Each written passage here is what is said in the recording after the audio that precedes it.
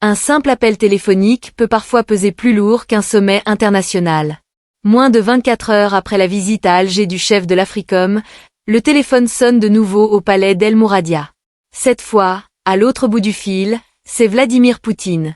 Le Kremlin confirme un entretien avec le président Abdelmadjid Tebboune et le timing, lui, ne doit rien au hasard. Cet appel intervient juste après la venue du général américain Michael Langley, dans un contexte où Washington cherche à renforcer ses partenariats sécuritaires en Afrique. Pour Moscou, le signal est immédiat. L'Algérie est un point d'équilibre majeur, et toute évolution de sa position stratégique mérite une réaction. Depuis des décennies, la Russie reste un fournisseur central d'équipements militaires pour Alger. Voir des responsables américains multiplier les échanges et les accords sur le sol algérien peut être perçu, côté russe, comme un basculement possible, ou au minimum comme une ouverture à surveiller. Mais l'enjeu ne se limite pas à une rivalité symbolique entre grandes puissances.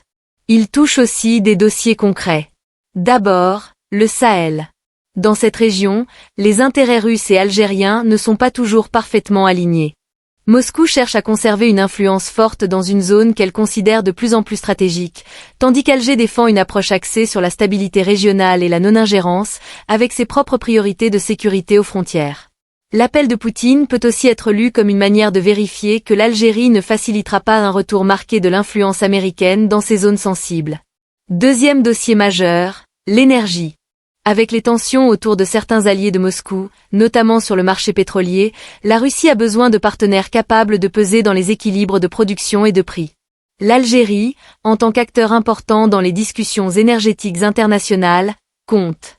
Dans ce contexte, la coordination n'est pas seulement politique, elle est aussi économique. Selon plusieurs informations concordantes, l'échange aurait duré environ une trentaine de minutes, et 3 sujets se seraient imposés. D'abord, une visite officielle à Moscou évoquée pour le printemps 2026. Pour le Kremlin, ce déplacement aurait une valeur de démonstration, afficher que la relation avec Alger demeure solide, même si l'Algérie dialogue aussi avec Washington. Ensuite, le dossier libyen.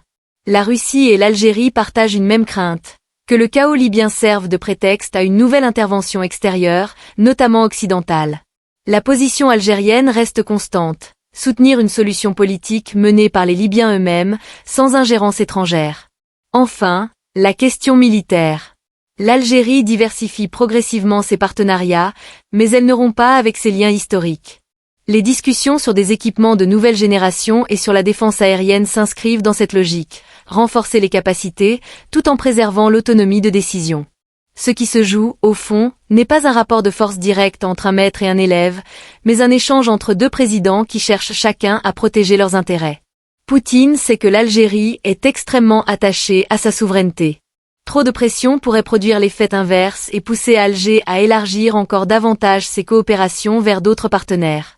Tebboune, lui, sait que l'Algérie ne peut pas se permettre de se retrouver enfermée dans un camp, à un moment où la compétition internationale s'intensifie. C'est là que la doctrine de non-alignement prend tout son sens.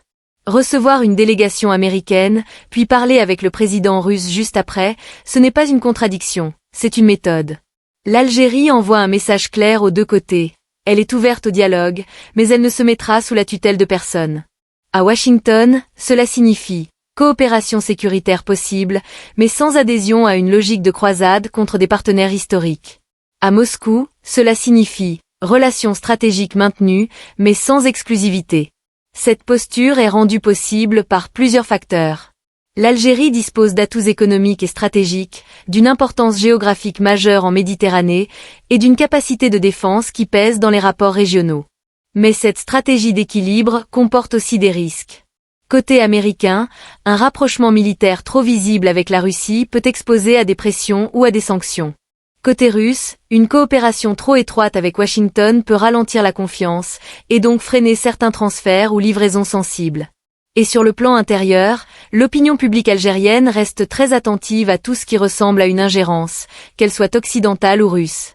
La communication doit donc être maîtrisée, parce que la souveraineté n'est pas un slogan, c'est un marqueur central dans la perception populaire. Au final, cet appel de Poutine confirme une réalité. En ce début d'année 2026, l'Algérie est l'un des pays les plus courtisés de la région. Tout le monde veut s'assurer de sa position, mais Alger suit une ligne, celle de ses intérêts et de son indépendance.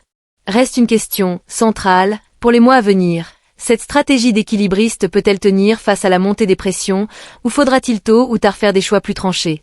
Dites-moi ce que vous en pensez. Est-ce que l'Algérie doit continuer à jouer l'équilibre entre Moscou et Washington, ou est-ce qu'elle devrait assumer un partenariat plus clair avec l'un des deux camps?